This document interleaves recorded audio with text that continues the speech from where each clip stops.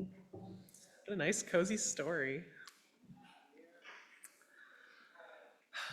So at this time of year, you may have noticed, we hear a lot about lights and singing. Hanukkah celebrates a miracle when they thought they would run out of oil for their light, but it turns out they had enough for 8 whole days. Diwali is the festival of light in the Hindu tradition. Christmas has Advent candles and just a mind-blowing amount of lights. Even the winter solstice has a language around bringing the light back, that sort of thing. But I wonder if it would be worthwhile to also honor the darkness and quiet of this season. We Unitarian Universalists find wisdom in many places, including the dark and including the silence. So I want to lift those up today as being worthy of at least a little bit of appreciation. When I was young, I loved the night because I got to read alone in my bedroom with nobody bothering me, nobody bundling me up in clothes I didn't like to take me to a grocery store I didn't care about, or making me go to school, or any of that stuff. I got to just do my own thing alone in my room. Mwah. Introvert child dream. So I've always kind of been a bit of a night owl. I do a lot of my best work at night. I wrote my first master's thesis, I definitely wrote in the middle of the night at a coffee shop. Those times are reflective. They're quiet. Nobody's emailing you. You know, it's a great time for focus. I also feel closer to the universe at night because I can usually see the stars. But our culture is allergic to darkness. It talks about it as a metaphor for evil, as a metaphor for suffering. These dark times that we are in, we will get through the darkness together. In her book, Learning to Walk in the Dark by Barbara Brown Taylor, she writes, at the theological level, however, this language creates all sorts of problems. It divides every day into two and pits the light part against the dark. It tucks all the sinister stuff into the dark part, identifying God with the sunny part and leaving you to deal with the rest in your own time. It implies things about dark-skinned people and sight-impaired people that are not true. Worst of all, it offers people of faith a giant closet where they can store everything that threatens or frightens them without thinking too much about those things.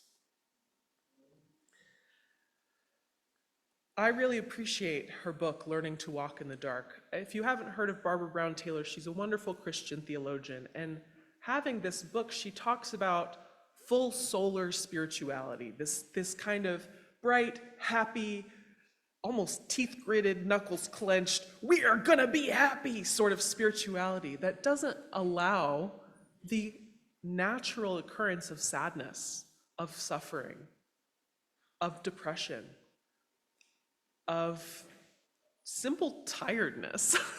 You have to always be going. And I really appreciated her book for lifting those things up.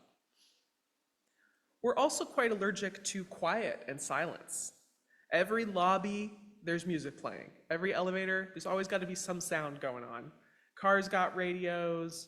Your phone these days, now you can have sound of any kind whenever you want it. And the holidays are filled with singing, which for the most part is lovely. Don't get me wrong, choir, I love singing, I love the carols and stuff, but I'm just noticing that that's the language we use about the holidays. It's lights and singing.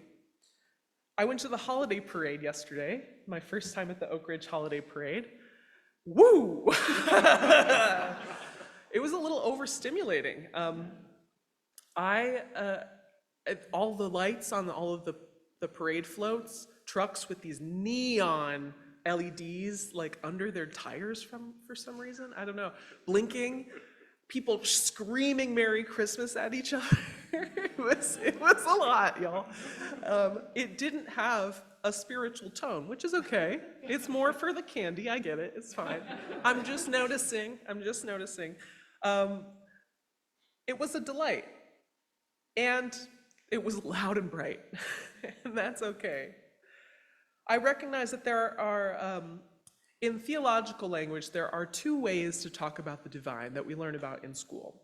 There is one called cataphatic, big word for you there, big $10 word, cataphatic, which means talking about the divine, describing the divine, singing about the divine, making art about the divine, language, words, words, words.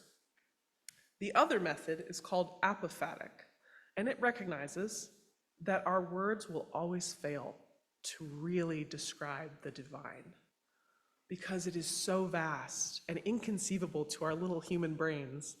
Our words can't contain it, even if we throw thousands of them at it like spaghetti. Oh, there's another spaghetti reference, I don't know, okay. Apophatic theology recognizes that you can actually get close to the divine through silence, through quiet. The Buddhists, of course, love this method. Meditating in quiet is a very short route to spirituality.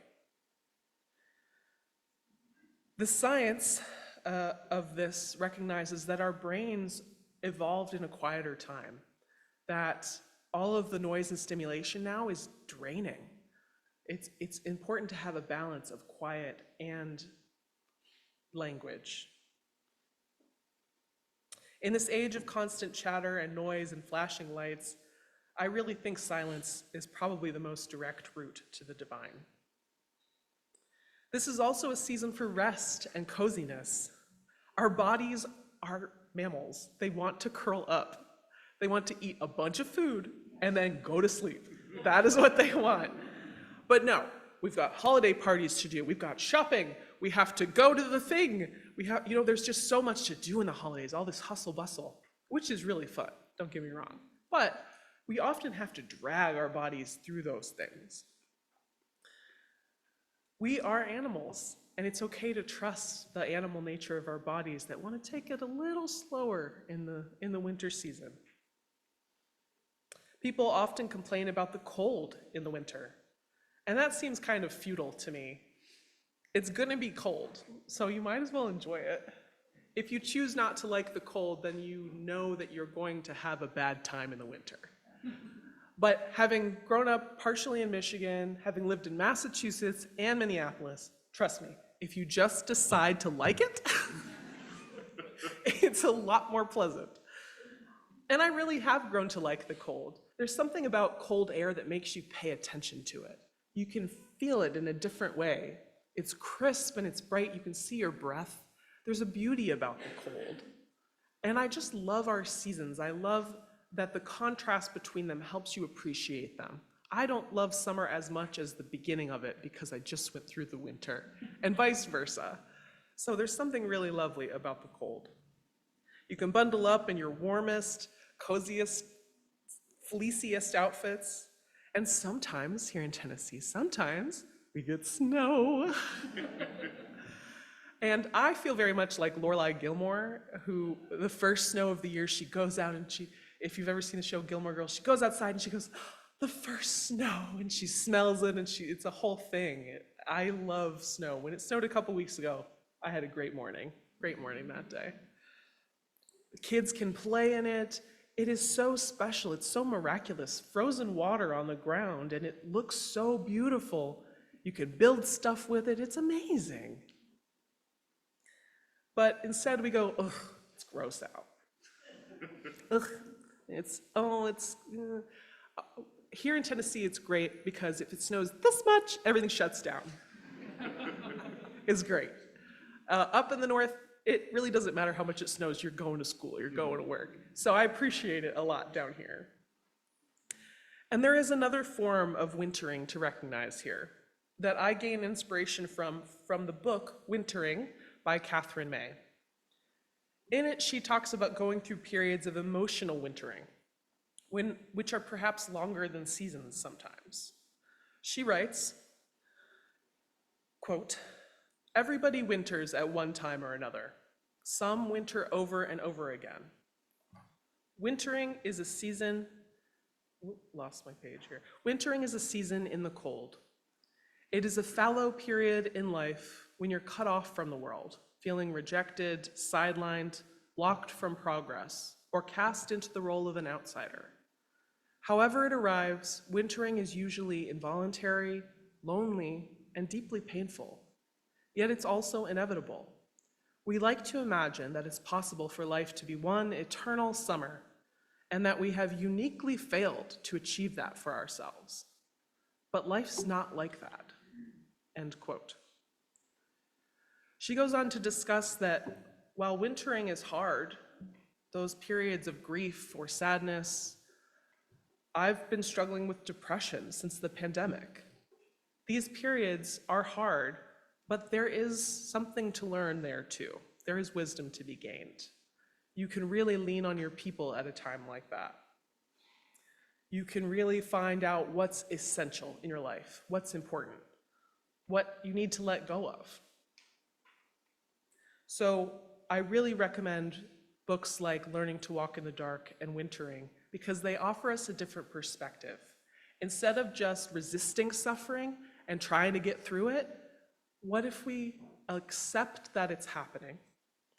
We don't have to enjoy it, but at least sometimes being upset at ourselves for being sad or being depressed or having a quiet period adds to the suffering. So instead, these books invite us to recognize, okay, I'm going through a hard time, and that's okay. That's natural. Especially if you've experienced a loss, especially if you've just been through a global pandemic and an election may not have gone the way you would have preferred. It's okay to be feeling tough feelings. And winter is a good time to allow those feelings the time they deserve. So it is okay for it to be dark. It is okay for it to be quiet.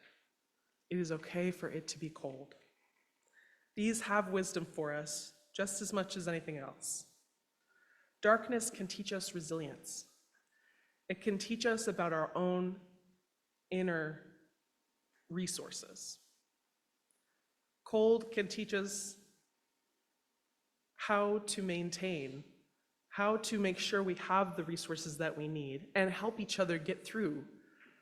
That's how our ancestors evolved, helping each other get through the winter. And quiet. Quiet and silence are so important. They are really crucial spiritual practices. On my Sundays off, I sometimes go to the Quaker Meeting House in Knoxville, where their worship services, if you aren't familiar, they sit in quiet the whole time. And occasionally when one of them hears their still small voice sort of insist on a piece of wisdom, they'll share it briefly and then return to the quiet. And the idea that those little morsels of speech have been filtered through a high bar of, is this just my brain? Or is this the spark of the divine in me? Makes those services really special. You don't know what's going to happen, or who's going to say what, or why that person thought that was worth sharing. But I guess, okay, sure. But UU services, we have as little quiet as possible. At some services, they don't do meditations. And if they do, they can maybe squeak out 2 minutes, 3 minutes of silence. So I hope that as my ministry here continues, we can work on that muscle together and add a little more quiet to our services. It is special, it is so special to be quiet in a room together. Because where else do we get that chance to seek peace in the silence? So I hope that you all, when you go through periods of wintering, when you go through the dark, you don't beat yourself up about it. You don't rail against it. Just notice it and see what it has to offer. May it be so.